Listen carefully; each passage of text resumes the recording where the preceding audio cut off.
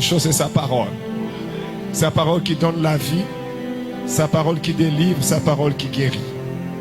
Et ce matin, nous sommes bénis parce que c'est un grand apôtre, un homme de bien, un homme ouin, un homme qui fait des bonnes choses avec Dieu. Sa marche avec Dieu est louable. Nous voyons comment, jour après jour, Dieu l'élève, Dieu le bénit et Dieu l'utilise. Et je t'assure ce matin qu'il va aussi te faire du bien. Dieu va te parler au travers de lui. C'est pourquoi avec joie, tous ensemble, pendant que nous sommes debout, j'invite notre fils, l'apôtre, pasteur Fabien Matakana, qui avance, qui est celui qui va t'annoncer la bonne nouvelle de ce matin. Que Dieu te bénisse, que Dieu te bénisse. Ta façon d'acclamer, c'est comme si c'était un voisin. C'est comme s'il vient, je ne sais pas d'où, mais il est d'ici, il est de la maison. Est-ce qu'on peut célébrer Yahweh? Est-ce qu'on peut célébrer? Je bénis ton serviteur, arrose-le et bénis-le, et que ta puissance soit sur lui, au nom de Jésus.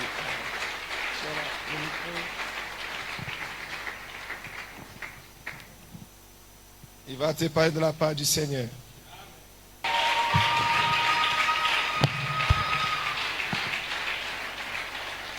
Alléluia. Avant que je ne commence, j'aimerais encore une fois dire merci à Dieu. Parce que c'est parce qu'il est bon que je suis là devant vous. Vraiment, c'est parce qu'il est bon. Et je l'ai toujours dit, c'est parce qu'il est bon qu'il nous donne de bonnes choses. C'est parce qu'il est bon qu'il nous donne de bonnes personnes. C'est parce qu'il est bon qu'il m'a donné un bon papa.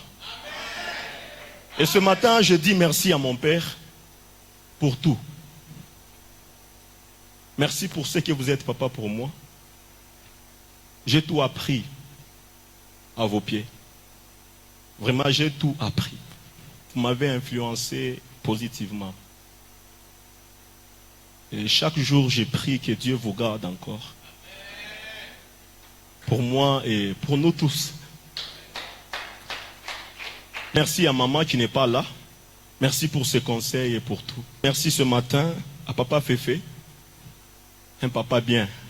Merci papa pour vos conseils. Merci pour votre présence dans nos vies. Merci à tous les serviteurs. Des hommes de Dieu formidables. Et je suis béni. Et je crois que c'est parce que Dieu est bon qu'il a mis ces gens à nos côtés. Alléluia. Que Dieu vous bénisse. Et je dis encore une fois merci à l'église pour votre présence. Vous êtes une bonne église. Nous sommes une bonne église. Nous sommes une bonne communauté. Alléluia. C'est une grâce d'être dans cette église. Waouh, quelle bénédiction. Quelle présence de Dieu. Quelle sensibilité à la présence de Dieu. Nous sommes bénis.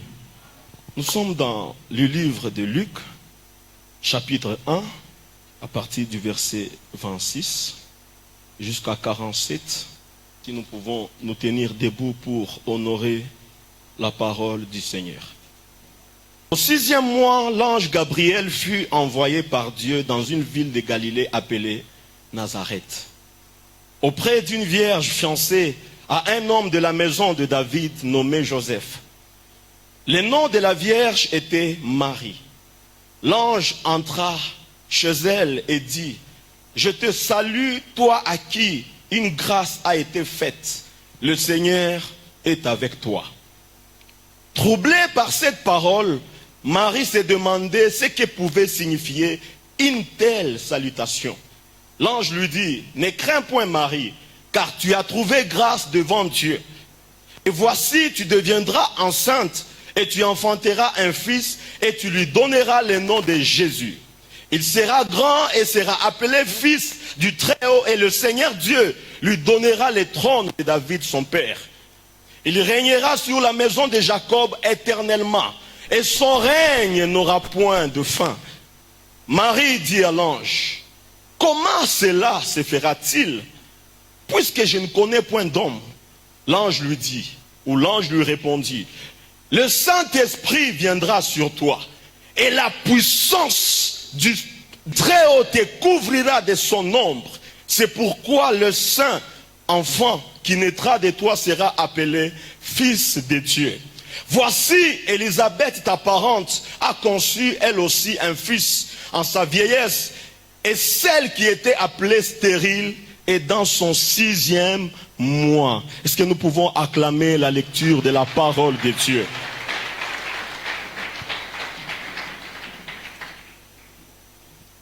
Mon petit thème de ce matin, je l'ai intitulé « Tu as trouvé grâce devant Dieu ».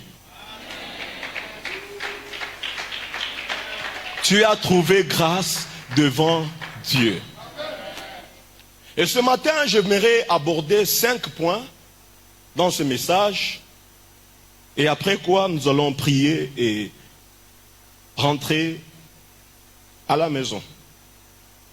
J'aimerais parler ce matin sur le premier point qui est « Que dois-tu gérer ?» Que dois-tu gérer?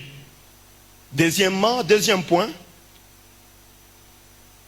pour qui es-tu en train de gérer? Troisième point, comment gères-tu? Quatrième point, avec qui gères-tu? Et je vais finir par le 5e point. Combien es-tu prêt à payer pour ce que tu es en train de gérer? Et ce texte que nous venons de lire nous parle de Marie. Marie, la mère du Fils de Dieu. Une femme exaltée par Dieu. Marie est au cœur de nombreuses polémiques religieuses. Les protestants la respectent, mais ne la valorisent pas adéquatement. Tandis que les catholiques l'exaltent au point de considérer même sa spiritualité. Marie est également la seule femme exaltée dans le Coran ou les textes sacrés de l'islam. Elle est une figure qui traverse et transcende différents milieux religieux. Cependant, nous ne connaissons pas bien la personnalité de cette femme. Et pourquoi Dieu l'a choisie? Je me pose ce matin et je me suis posé la question, pourquoi Dieu l'a-t-il choisie, elle? Marie est une femme très élogieuse aux yeux de Dieu. Une femme gracieuse. Celle qui a reçu les trophées avant même de vaincre. Avant même de concevoir.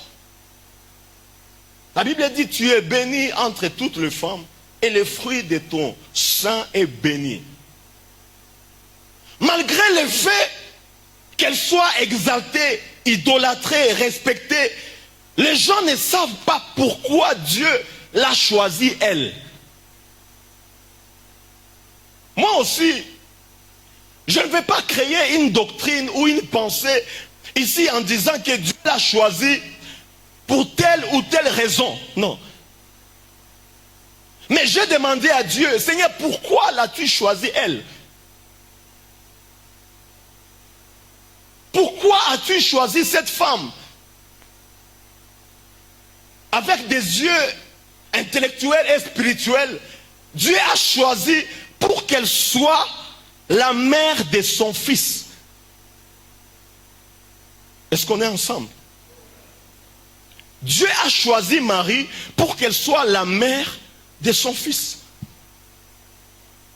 Mais vous allez vous rendre compte avec moi que Marie, c'était une jeune femme, une adolescente, une femme inexpérimentée, fragile, pauvre, qui habitait dans une région socialement déprimée. Et Dieu a choisi cette femme. Mais il y a des décisions que Dieu prend qui bouleversent même les gens. C'est ça même la grâce.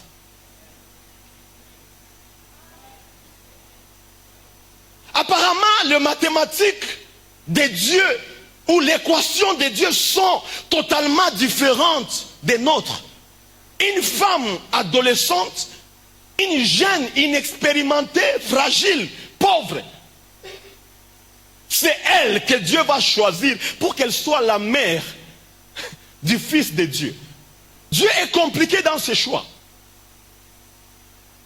Il est dit même dans Ésaïe 55, le verset 8 à 9, que car mes pensées ne sont pas vos pensées, et vos voix ne sont pas mes voix, dit l'Éternel. Autant les cieux sont élevés au-dessus de la terre, autant mes voix sont élevées au-dessus de vos voix, et mes pensées au-dessus de vos pensées.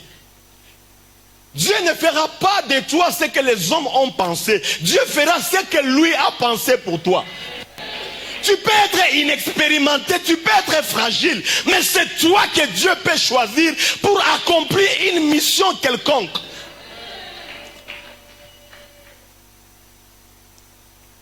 Oh, la façon que Dieu choisit, c'est compliqué.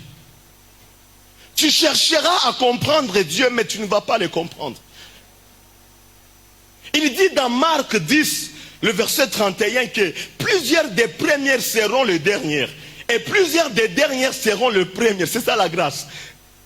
Dieu peut faire que celui qui pleure soit joyeux. Dieu, il peut faire que les riches soient tristes et que les pauvres soient joyeux. Dieu peut faire que les pauvres soient heureux. Dieu peut faire que les faibles puissent devenir forts. Il est Dieu. Et c'est difficile de comprendre ce choix. Et moi, particulièrement, je préfère apprécier le choix de Dieu que de chercher à comprendre pourquoi Dieu fait cela. Qu'est-ce que cette femme avait de spécial? Du point de vue psychologique et pédagogique, pour gérer un enfant, un fils de Dieu. Elle est la mère aujourd'hui la plus élogieuse de l'histoire. Pourquoi reçoit-elle le trophée avant même d'accomplir la mission? Bien-aimé, Dieu ne se trompe pas dans ses choix. Pourquoi Dieu n'a-t-il pas choisi un groupe de notables? Pourquoi Dieu n'a-t-il pas choisi des scribes? Pourquoi Dieu n'a-t-il pas choisi des intellectuels? Pourquoi Dieu n'a-t-il pas choisi des pharisiens? Pourquoi Dieu n'a-t-il pas choisi des spécialistes philosophes? Pourquoi Dieu n'a-t-il pas choisi des sacerdoces? Pourquoi Dieu n'a-t-il pas choisi des Judéens pour gérer son fils? Cela pourrait être plus facile. Pourquoi a-t-il choisi une adolescente dans un endroit socialement déprimé? C'est comme si Dieu l'avait fait pour provoquer les gens. Dieu fera des choses dans ta vie pour provoquer les gens. T'es-tu déjà posé la question? Pourquoi Dieu t'a choisi toi? T'es-tu posé la question pourquoi tu t'es réveillé ce matin? Dieu n'est pas bon seulement parce que les autres sont morts, non. Ce n'est pas parce que les autres sont morts et que nous sommes vivants que Dieu est bon, non. Même pour les morts, Dieu est bon. Et pour nous les vivants, Dieu est bon. Il demeure bon. Mais pourquoi Dieu t'a choisi toi? Est-ce que tu t'es réveillé le matin et dire, Seigneur, vraiment tu sais vraiment choisir? Ah, tu sais me choisir. Tu as su choisir quelqu'un d'intelligent. Tu as su choisir quelqu'un de fort, quelqu'un de beau, quelqu'un de très belle. Non. C'est la grâce de Dieu. Si nous sommes là encore en vie, c'est la grâce de Dieu. Si Dieu t'a choisi, c'est la grâce de Dieu. Si Dieu t'a appelé, c'est la grâce de Dieu. C'est sa grâce. S'il t'a donné tout ce qu'il t'a donné, c'est sa grâce. C'est sa grâce que nous vivons aujourd'hui. La faveur imméritée. Tu te réveilles le matin, tu dis merci Dieu. Ah, comme ce matin, je me suis réveillé. Waouh, j'ai dit, Seigneur, merci. Merci pour les lettres et les mouvements. C'est la grâce de Dieu. La grâce bénie de Dieu. Alléluia. L'apôtre Paul dit, papa l'a souligné hier, dans la prière des leaders. L'apôtre Paul dit dans 1 Corinthiens 15, le verset 10, que par la grâce de Dieu, je suis ce que je suis. Et sa grâce envers moi n'a pas été vaine. Loin de là, Je travaillais plus qu'eux tous. Plus que tous. Non pas moi toutefois, mais la grâce de Dieu qui est avec moi. Alléluia. Bien-aimé, la bonne réponse à la grâce que vous avez connue dans le passé est la gratitude. Est-ce que quelqu'un me comprend? La réponse à la grâce de Dieu, c'est la gratitude. Et la réponse à la grâce de Dieu future, ou la grâce de Dieu promise, c'est la foi. Mais le second verset dit que l'apôtre Paul dit qu'il a travaillé plus que les autres. Et papa l'a dit hier. Papa l'a dit que ce n'est pas parce que j'ai quelque chose de mérité que je dois rester sur place à ne rien faire. Non. Je dois travailler. Dieu m'a donné une grâce pour que je puisse m'épanouir. J'aimerais te dire ce matin, Dieu t'a donné des choses imméritées. Dieu t'a donné des choses sans que tu ne forces pas. Pas parce que pas pour que tu puisses te croiser les bras, mais pas pour que tu puisses encore travailler sur cette chose. Je ne dois pas laisser Dieu perdre le temps avec moi. Je dois faire ma part. Je dois faire ce qui est dans ma capacité. Alléluia. Alléluia. La Bible dit dans Ecclésiaste 11, le verset 4 à 5 que celui qui observe le vent ne s'aimera point. Et celui qui regarde les nuages ne moissonnera point. Comme tu ne sais pas quel est le chemin du vent, ni comment se forment les os dans le ventre de la femme enceinte, tu ne connais pas non plus l'œuvre de Dieu qui fait tout. J'aimerais te dire ce matin, Dieu t'a fait grâce, mais travaille. Ne croise pas les bras. Et vous allez vous rendre compte avec moi que Jésus-Christ a été éduqué dans la maison de cette femme, Marie, jusqu'à ses 30 ans. Jésus-Christ grandissait auprès de Marie. Marie a été l'éducatrice du Fils de Dieu. Marie ne gérait pas n'importe quoi. Elle a été visitée et a reçu la grâce de gérer la grossesse, la naissance et l'enfance du Fils de Dieu. Cette écriture m'apprend que nous avons besoin de savoir la grâce que Dieu nous a donnée et savoir la gérer.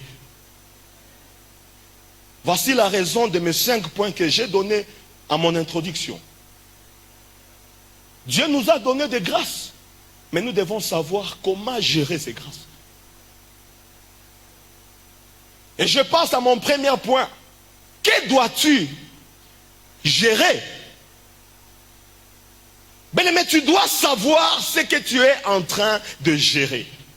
Quand je parle de gérer, je parle des choses aussi matérielles et spirituelles.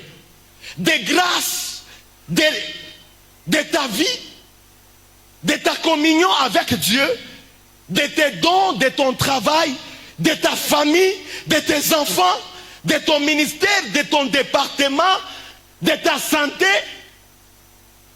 Tu dois savoir ce que tu es en train de gérer dans ta vie, dans ton ministère, dans ta vie propre.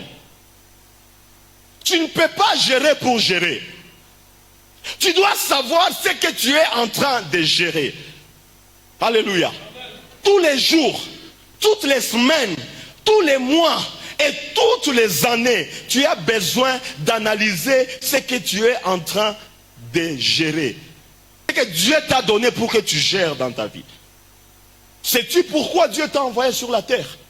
Il y a des gens à qui tu poses la question, comment va ta vie? Il répond, normal.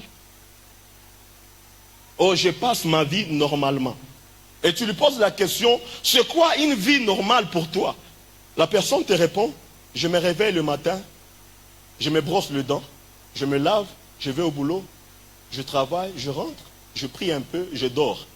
Le lendemain, je fais la même chose. Et le dimanche, je viens à l'église, j'écoute la parole de Dieu, je prie et puis je rentre à la maison. Et la semaine suivante, je recommence tout à nouveau. Mais ce n'est pas normal. Ça, c'est une vie commune. Ça, c'est une vie normale. Bien, mais tu as besoin de la direction de Dieu pour gérer ce que Dieu t'a donné. Tu ne peux pas passer à vivre ta vie normalement. Ton ministère ne peut pas rester à la normale. Donc, en tout cas, tous les jours, toutes les semaines, tu ne pries que 30 minutes. Non. Alléluia. Alléluia. Tu as besoin de direction. Tu as besoin d'un sens de la mission. Si tu veux aller loin. Alléluia. C'est vrai que Dieu t'a donné la grâce d'avoir ce ministère. Mais tu dois travailler dessus. Alléluia. Qu'est-ce que Dieu vous a dit pour cette année? Qu'est-ce que Dieu vous a donné comme recommandation personnelle pour votre famille, pour votre ministère, pour votre travail, pour vos affaires cette année? Et tu ne peux pas chercher un prophète pour qu'il te prophétise sur ça. Non. Tu ne peux pas demander à tes parents comment je dois faire cette année. Non. Tu as besoin de savoir ce que Dieu attend de toi cette année. Tu as besoin de savoir ce que Dieu attend de toi cette année. Qu'est-ce que Dieu veut que tu fasses pour ce qu'il t'a donné à gérer? Tu dois chercher la direction de Dieu. Et la direction de Dieu, nous l'avons dans la communion avec Dieu. Ce qui amène la direction dans nos vies, c'est la communion avec Dieu. Psaume 25, le verset 2 à 13, je vais le lire. La Bible dit, mon Dieu, en toi je me confie, que je ne sois pas couvert de honte, que mes ennemis ne se réjouissent pas à mon sujet. Tous ceux qui espèrent en toi ne seront point confondus. Ceux-là seront confondus qui sont infidèles sans cause. Éternel, fais-moi connaître tes voies. Enseigne-moi tes sentiers. Conduis-moi dans ta vérité et instruis-moi car tu es Dieu de mon salut. Tu es toujours mon espérance.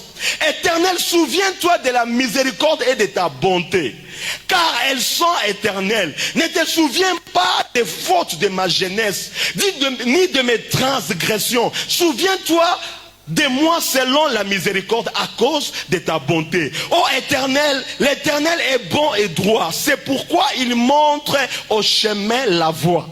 Il conduit les humbles dans la justice. Il enseigne aux humbles sa voie. Tous les sentiers de l'Éternel sont miséricorde et fidélité. Pour ceux qui gardent son alliance et ses commandements. C'est à cause de son nom ou de ton nom, ô Éternel, que tu pardonneras mon iniquité, car elle est grande. Quel est l'homme qui craint l'Éternel? L'Éternel lui montre la voie qu'il doit choisir. Son âme reposera dans le bonheur et sa postérité possédera le pays. Si tu n'as pas de direction, tu dois chercher Dieu. Si tu n'as pas de direction, sois humble devant Dieu et cherche-le. Il va te montrer ce que tu dois faire. Alléluia. Alléluia. La deuxième des choses, pour qui es-tu en train de gérer? L'ange dit à Marie, tu as trouvé grâce devant le Seigneur pour gérer les fils de Dieu. Dieu vous a donné plusieurs grâces. Dieu nous a donné plusieurs grâces. Avoir une famille, c'est une grâce. Avoir un bon papa, c'est une grâce. Alléluia. Avoir des enfants, c'est une grâce que Dieu nous a donnée. Avoir un mari, c'est une grâce. Avoir un fiancé, c'est une grâce. Et surtout un fiancé qui prie et qui craint Dieu. Alléluia. Avoir un travail, c'est une grâce. Être en vie, c'est une grâce. Être en bonne santé, c'est une grâce que Dieu nous a donnée. Mais pour qui es-tu en train de gérer cette grâce? Parce que nous ne sommes que des gérants de ce que Dieu nous a donné.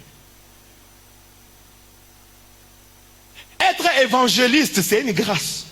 Mais j'aimerais te dire, tout évangile qui a tout à voir qu'avec moi n'est pas l'évangile. C'est une chose de la religion. L'évangile doit avoir avec l'autre. Est-ce que je me fais comprendre? Alléluia.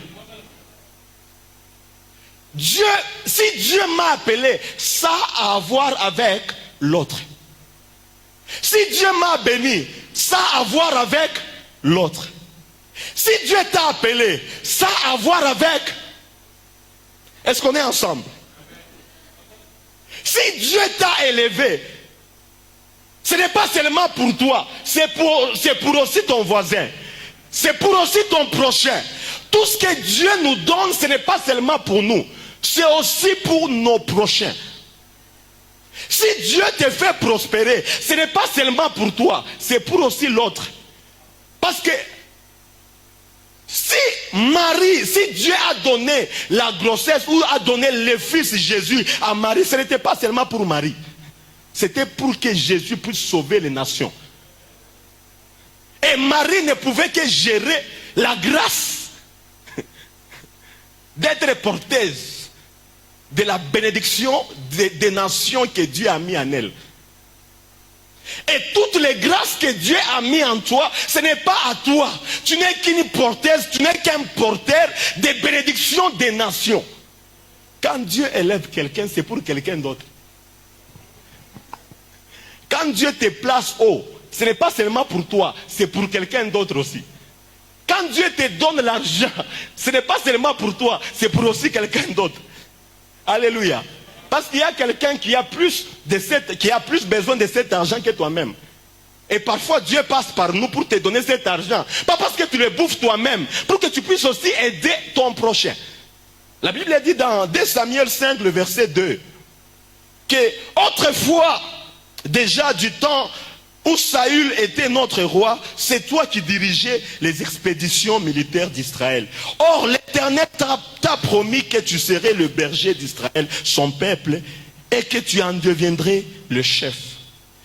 Dieu a fait de David le roi en Israël, pas pour lui, mais c'était pour l'amour d'Israël, son peuple.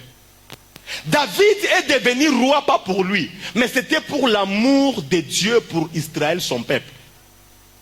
Et donc David devrait se dire, je suis devenu roi parce que Dieu aime ses peuples. Est-ce que quelqu'un me comprend? Je suis devenu roi parce que Dieu aime le peuple d'Israël. Ça n'a rien à voir avec moi. Mais ça a à voir avec l'amour de Dieu pour ses peuples. Et tu dois te dire ce matin, si Dieu m'a béni, ça n'a rien à voir avec moi. Dieu m'a béni pour l'autre. Dieu m'a placé haut pour l'autre. Dieu m'a placé dans cette famille pour que je puisse aider cette famille. Mais si la grâce que Dieu a mis en toi ne sert plus à rien, donc Dieu ne devrait pas te donner cette grâce. Dieu nous a mis sur la terre pour les prochains. Alléluia. Quand Dieu commence à te donner des choses, à te placer dans des endroits plus hauts, à t'élever dans des sphères, ça n'a rien à voir avec toi. Ça a à voir avec ce que Dieu va faire à travers toi. Ça a à voir avec l'autre. Les jours où tu vas arrêter de penser aux autres, ce que Dieu a fait en toi n'aura plus de sens. Beaucoup se perdent. Pourquoi? Parce que Dieu les élève, Dieu les bénit, Dieu les confirme, Dieu les exalte, Dieu les rend prospères. Et là, les gens se tournent le dos. Ils vont construire ailleurs. Et ils ne servent plus le règne de Dieu. Bien aimé, quand Dieu te donne l'argent, c'est aussi pour l'église. Quand Dieu te donne, il te donne vraiment l'argent, c'est pour l'église. Ce n'est pas seulement pour toi. Il passe par toi pour bénir aussi l'église. Alléluia. Parce que Dieu ne viendra pas du ciel et puis il met l'argent dans le panier dont je trouve le matin, on trouve beaucoup de dollars dans le panier. Non. Dieu passera par moi, Dieu passera par toi. Alors il ne faut pas que quand Dieu nous bénit, nous tournons le dos à l'église. Et nous allons faire la vie ailleurs. Non. Non. Si Dieu veut que tu sois la voix dans les nations. Tu ne peux pas rester à la maison à regarder la télévision. Non. Dieu veut que tu ailles prêcher partout dans les nations. Mais toi, tu passes tout ton temps à regarder la télévision. Donc, ce que Dieu t'a donné, là, les dons qu'il t'a donné de prêcher, ne sert à rien.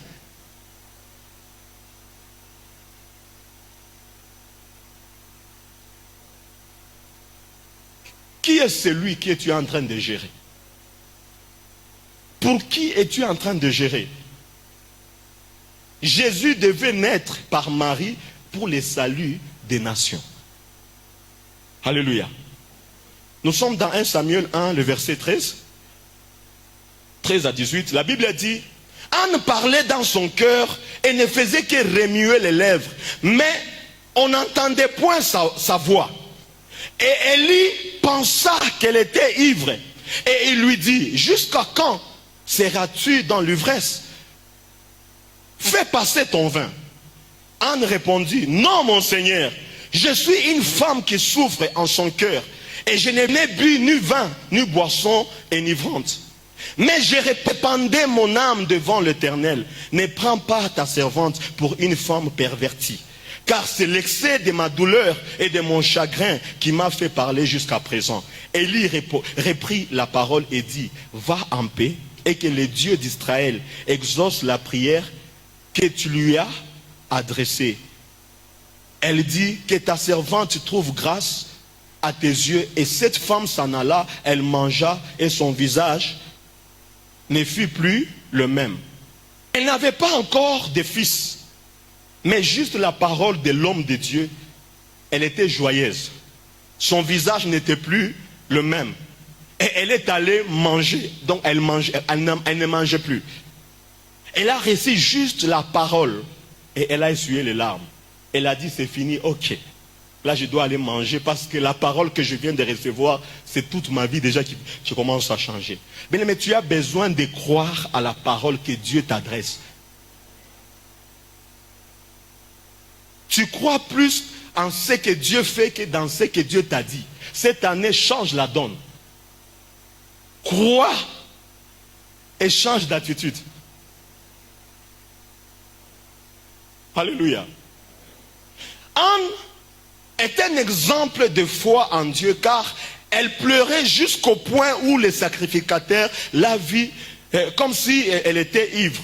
Et Anne, la Bible dit, si vous lisez cette écriture, la Bible dit, Anne a fait un vœu à Dieu. Elle a dit, Seigneur, si tu me donnes un fils, je te le sacrifierai. Et le sacrificateur a dit, rentre en paix, le Dieu d'Israël te donne ce que tu as demandé. Mais quel est le vœu qu'elle a fait à Dieu? Si tu me donnes un fils, je ferai quoi? Je le sacrifierai. J'aimerais te dire ce matin, Dieu est disponible à te donner tout ce que tu es disponible à lui remettre. Dieu est disponible à te donner tout ce que tu es disponible à lui retourner. Dieu est prêt à te donner ce que tu es disposé à lui rendre. Dieu, en réalité, ne te donnera que tout ce que tu peux lui remettre. Quand tu lui remets, tu ne penses plus à toi-même. Parce que tu n'as plus. Parce que ce n'est plus à toi. Bien-aimé, laisse-moi te dire. C'est seulement ce que tu as retourné à Dieu qui est à toi.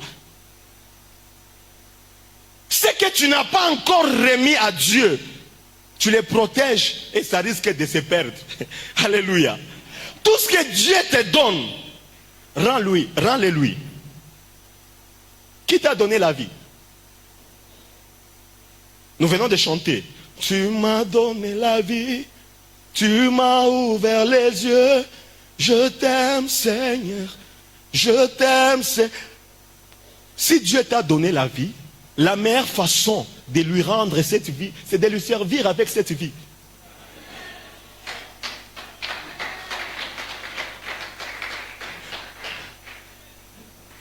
Remettre à Dieu, c'est le servir avec ce qu'il t'a donné. Dieu est disposé à te donner ce que tu es disposé à lui retourner. Anne a crié à la parole. Elle a dit, Seigneur, si tu me donnes un fils, je te le donnerai. Alors, si tu veux que Dieu te donne des choses, tu dois commencer à lui remettre. Alléluia. Dieu ne donne pas à celui qui cache des choses pour lui. Dieu ne t'a pas donné cette grâce pour que tu gardes ça pour toi. Dieu ne t'a pas donné la vie qu'il t'a donnée pour que tu gardes ça pour toi. Dieu ne t'a pas donné la voix pour chanter, pour l'adorer, pour que tu restes dans l'assemblée. Tu dois être ici devant et chanter dans la chorale. À quoi ça sert? Mais moi, tafuta comme Mungu anipatia kwa sauti. Mais Mungu anipatia tu bilole vya kusente. Parfois je prie, Mungu, pourquoi tu ne m'as pas donné la voix? Mais il y a des gens ici dans l'assemblée. Tu as une belle voix, mais tu ne viens pas à la chorale. Tu as la passion pour les âmes, mais tu n'évangélises jamais. Tu parles bien, tu sais prêcher. Mais toi, pour servir Dieu, c'est compliqué. Mais Dieu risque de te ravir ce qu'il t'a donné.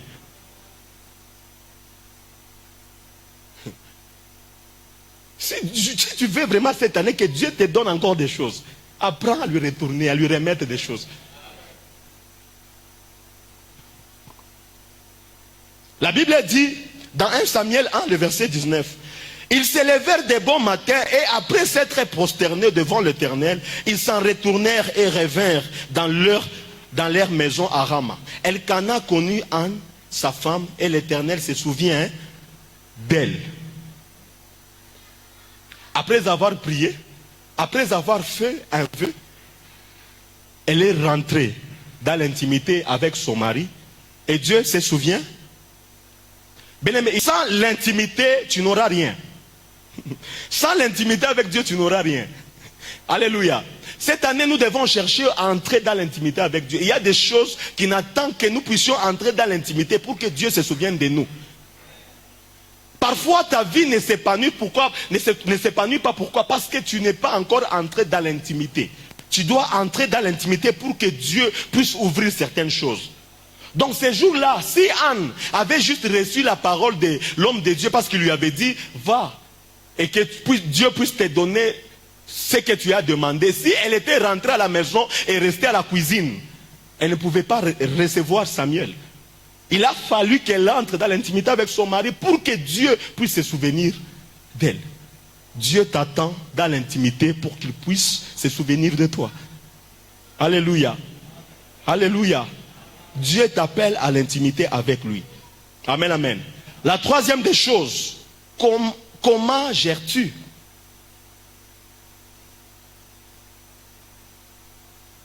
Comment gères-tu? Marie dit, je ne peux pas car je ne connais point d'homme. Elle dit à l'ange, ce que tu me dis là, comment cela se fera-t-il? Parce que je ne connais point d'homme. Comment cela se fera-t-il? Car je ne connais point d'homme. Mais j'aimerais te dire ce matin, n'attends rien des gens.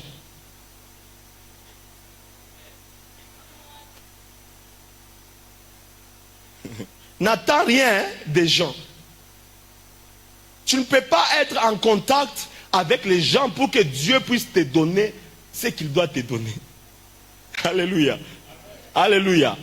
Comment cela se fera-t-il? Parce que je ne connais point d'homme. L'histoire d'Anne, c'est différent avec l'histoire de Marie. Et la réponse de l'ange a été, la puissance du Saint-Esprit sera sur toi. Et Dieu te couvrira de son ombre. Alléluia. Laisse-moi te dire ce matin, compte sur la puissance du Saint-Esprit pour avoir des choses de Dieu. Cette année, tu te poses la question, comment cela se fera-t-il?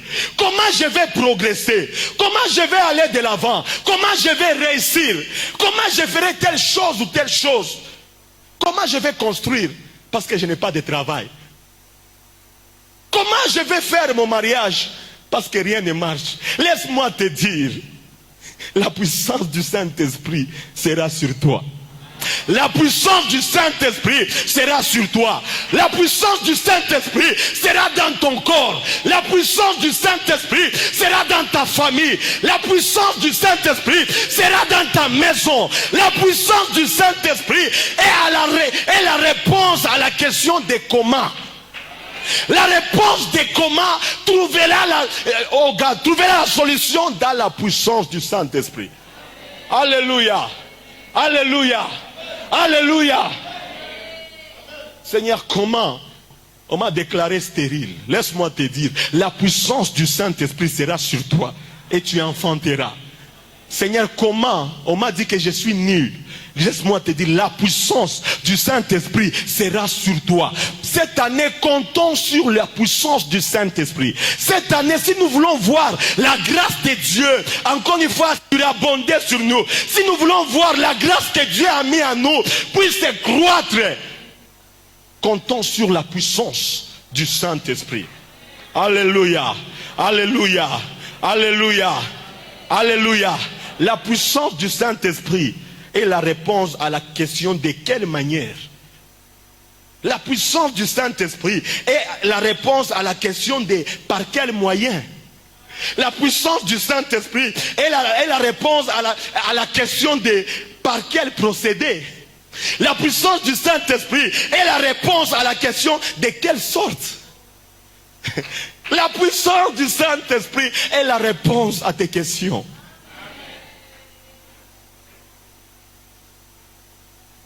N'attends pas d'un homme, d'un prédicateur, d'un ministre, mais attends-toi à la puissance du Saint-Esprit. Attends-toi à ce que la puissance du Saint-Esprit va faire dans ton ventre. Attends-toi à ce que la puissance du Saint-Esprit va faire dans ta famille, dans ton ministère, dans ton travail. N'attends pas d'un homme ce que Dieu peut faire miraculeusement. La quatrième des choses, avec qui gères-tu?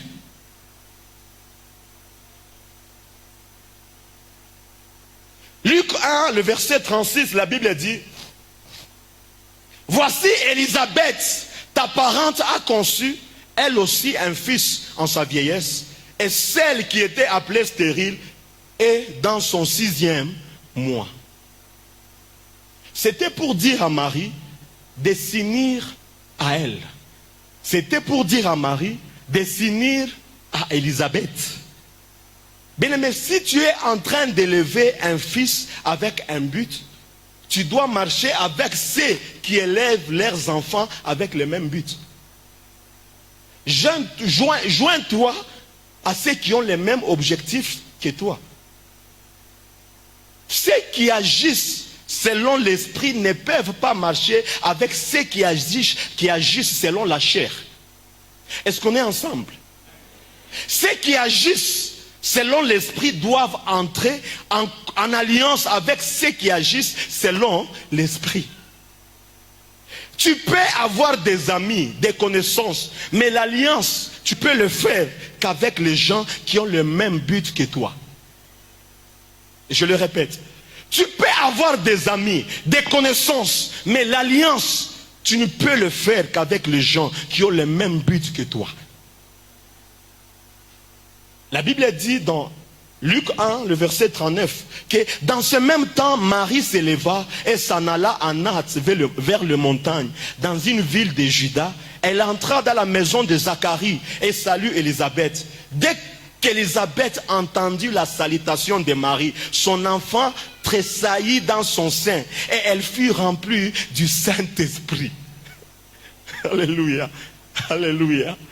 Les alliances que nous avons, mais il faut être en alliance avec des gens qui ont les mêmes choses que les choses que Dieu nous a données. Cette année, ne marche pas avec tout le monde. Ne fais pas alliance avec tout le monde. Il y a des amis que tu dois laisser de loin pour bien garder la grâce que Dieu t'a donnée. Il y a des gens que tu dois laisser mbari pour garder les choses, la grâce que Dieu t'a donnée.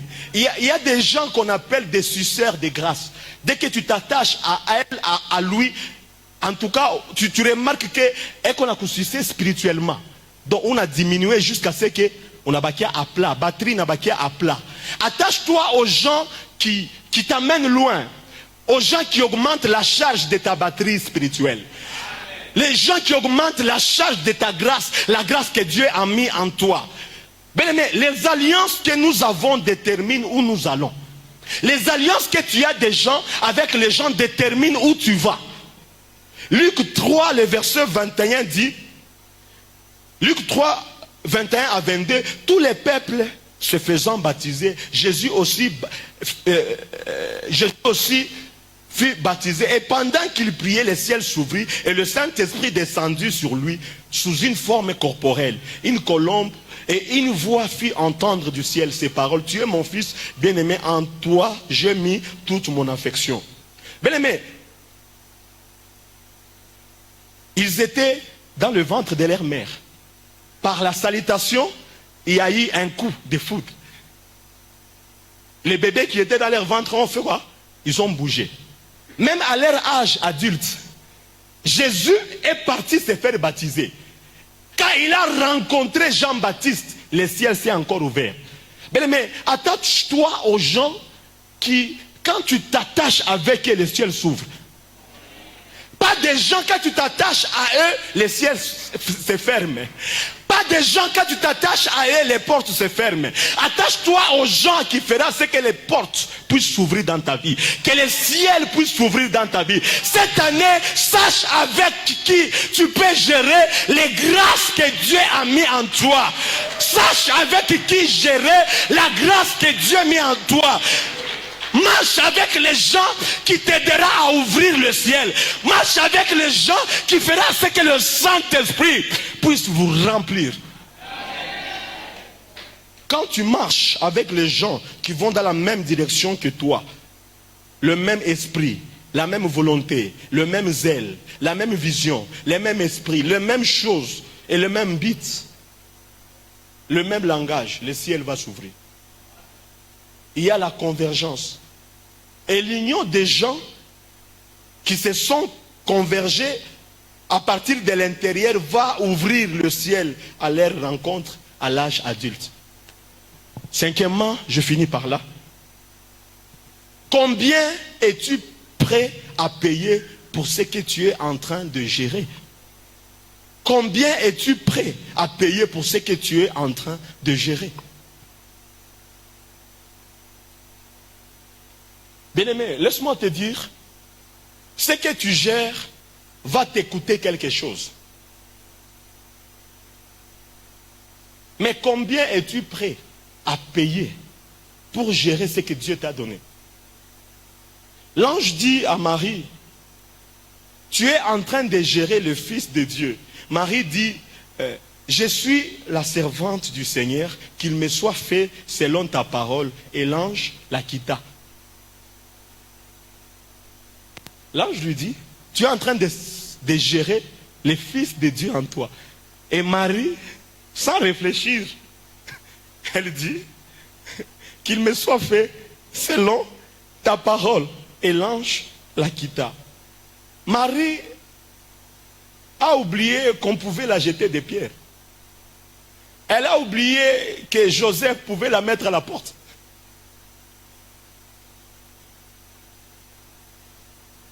Elle a oublié que sa relation avec Joseph pouvait être rompue. Elle a oublié ce que les gens vont dire. Elle ne se préoccupait plus de son futur. Elle ne se préoccupait plus de sa vie.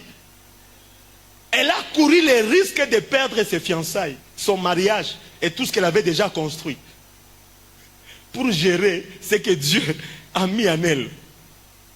Bien aimé, il faut des efforts pour garder ce qu'on a reçu sans effort.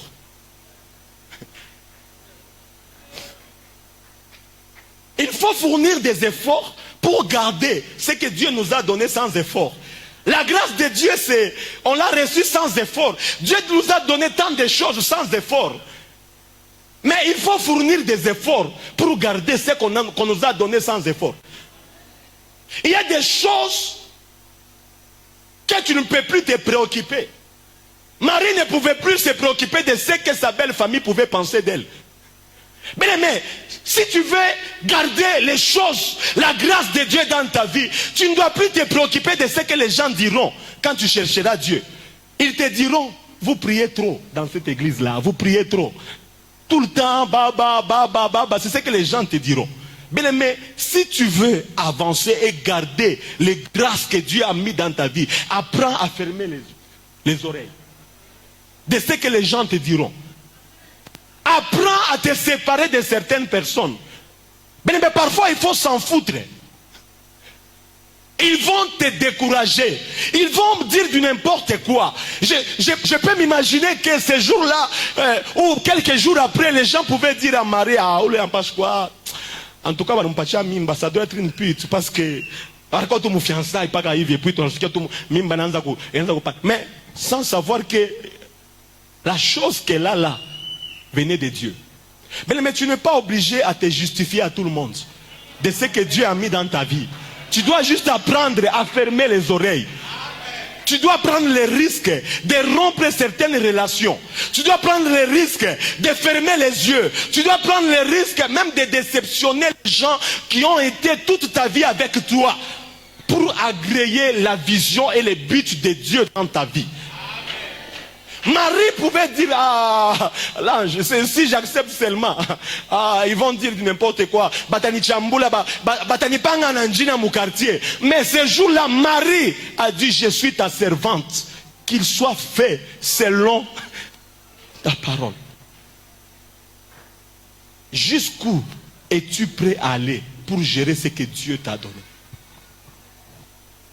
Papa nous a dit hier que cette année nous allons gêner. Es-tu prêt à gêner jusqu'à fatiguer pour chercher Dieu? Jusqu'où es-tu prêt à aller pour que ton ministère puisse exploser? Jusqu'où es-tu prêt à aller? Alléluia. Alléluia. Es-tu prêt?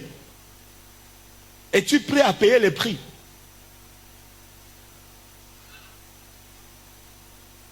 Ce que tu as reçu sans prix te demandera le prix pour garder la chose.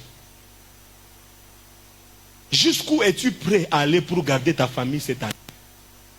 Jusqu'où es-tu prêt à aller pour garder ta santé spirituelle? Tu es parent, tu es jeune, Dieu t'a donné un travail. Bien-aimé, tu dois être excellent dans ton travail. Tu dois être excellent. Alléluia. Tu dois être performant. Le Saint-Esprit va te donner la souplesse, mais certaines choses, tu dois être performant. Parce que le Saint-Esprit, parfois, il ne peut pas t'apprendre, par exemple, l'Excel. Alléluia. Il ne peut pas t'apprendre l'Excel. Dieu peut te donner un travail. Il te fait grâce, il te donne un travail. Mais tu dois être performant dans ce travail-là. Tu dois apprendre l'anglais, tu dois apprendre l'Excel. Jusqu'où es-tu prêt à aller? Cette année, la grâce, c'est aussi apprendre. Parce que la mémoire de retenir les choses, c'est aussi une grâce. Apprendre vite, c'est aussi une grâce. Mais jusqu'où es-tu prêt à aller? Est-ce que tu as la volonté? Parfois, le prix à payer, c'est juste la volonté. J'ai eu mal quand, hier, papa parlait des instrumentistes. Ça m'a fait mal. Ça m'a fait mal, pourquoi? Parce que j'ai remarqué que beaucoup de nos frères de cette génération, en tout cas, on néglige les petites choses qui peuvent nous amener loin. Alléluia. On apprend les instruments gratuitement ici. On apprend la batterie gratuitement, on apprend les claviers gratuitement, on apprend à chanter à l'église gratuitement. Il y a même des syllabus qu'on a conçus. House of Change. Donc, à tout toucher par Internet, à part ni expérience, tu n'as pas tout corriger, et puis on a ça. Mais on a remarqué une chose. Personne ne manifeste la volonté d'apprendre. Peu de gens se donnent. Peu de gens se donnent. Mais j'ai remarqué une chose, on aime plus être prophète, on aime plus être prédicateur, mais tu peux être prédicateur, tu joues au piano. Je suis en train de prêcher aujourd'hui. Mais papa m'a appris d'où? Papa m'a appris du piano. J'étais à la chorale. C'est de là que papa m'a tiré. C'est de là que papa m'a découvert. Il a découvert que ce petit peut être un prédicateur. Et aujourd'hui, je suis devant vous en train de prêcher. Donc, jouer aux instruments ne vous diminue pas. Ça ne vous diminue pas. Au contraire, ça peut contribuer à votre ministère. Aujourd'hui, je ne souffre pas dans mon ministère. Je peux jouer aux instruments et je peux prêcher. Mais je suis là. Papa m'a pris à la chorale.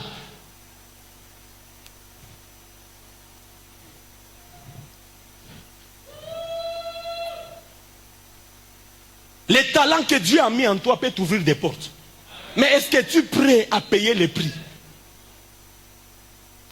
La petite chose que tu négliges peut t'ouvrir des portes. Si je n'étais pas au piano, papa n'allait pas me remarquer. Un jour, il ne pouvait jamais me remarquer. Si j'étais resté avec mon talent dans l'assemblée, il ne pouvait jamais me remarquer. J'ai accepté d'être là. Ce n'est pas l'humiliation. Et aujourd'hui, ne garde pas le talent pour toi-même. Mets ton talent, la grâce que Dieu a. Parce que le talent, c'est une grâce. Tu n'as pas obligé Dieu à te donner cette grâce. Dieu te l'a donné par lui, mais il a décidé de te donner cette grâce. Alors mets cette grâce au service de Dieu. Et tu verras certaines portes s'ouvrir dans ta vie. Jusqu'où es-tu prêt à aller?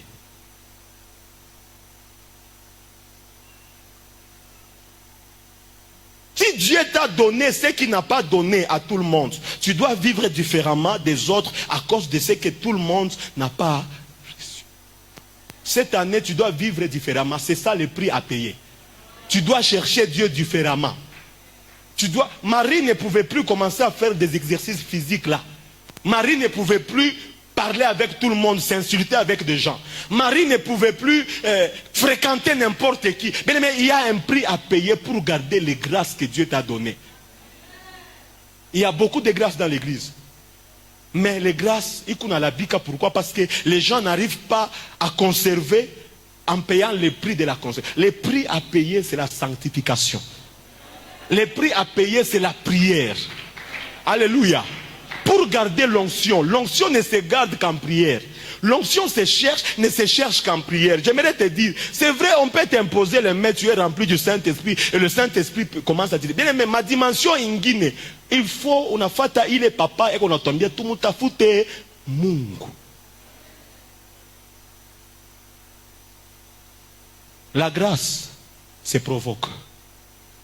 La grâce se cherche aussi. Tu ne peux pas croiser les bras.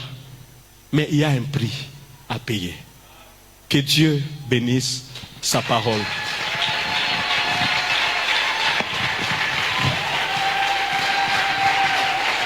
Est-ce que tu peux acclamer pour la parole que tu as reçue en te tenant debout et en bénissant le Seigneur?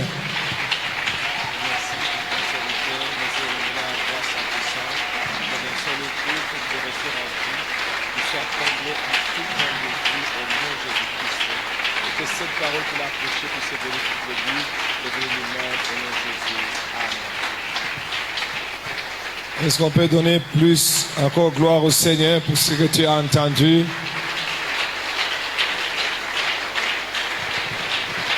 Et nous tenons debout, nous allons prier pour cette parole que nous avons entendue.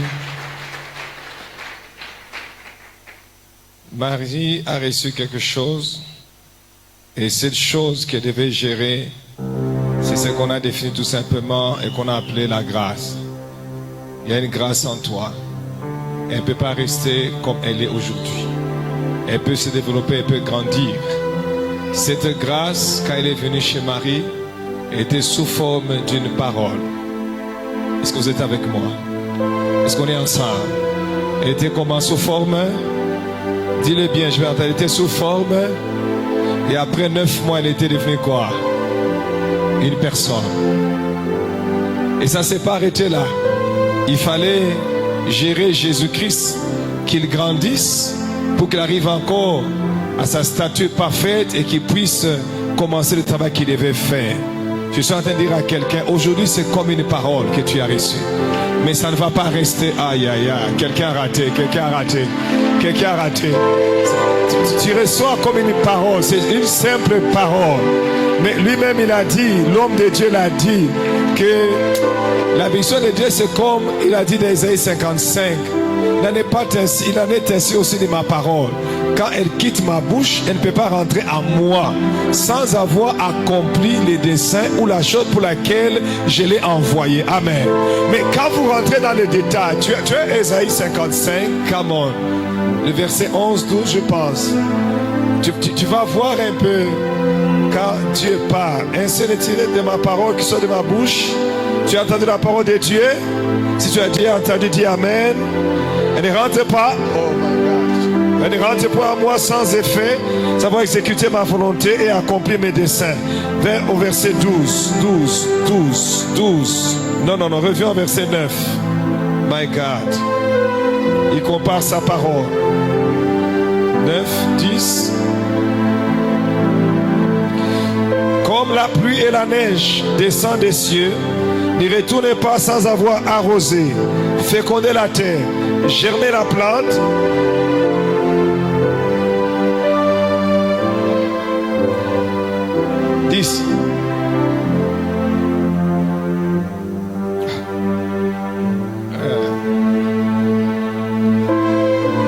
Germer la plante, écoute maintenant, sans avoir donné la semence au semeur et du pain à celui qui mange. C'est-à-dire, lorsque la parole vient, elle a des fonctions, elle a des facultés, elle a des pouvoirs.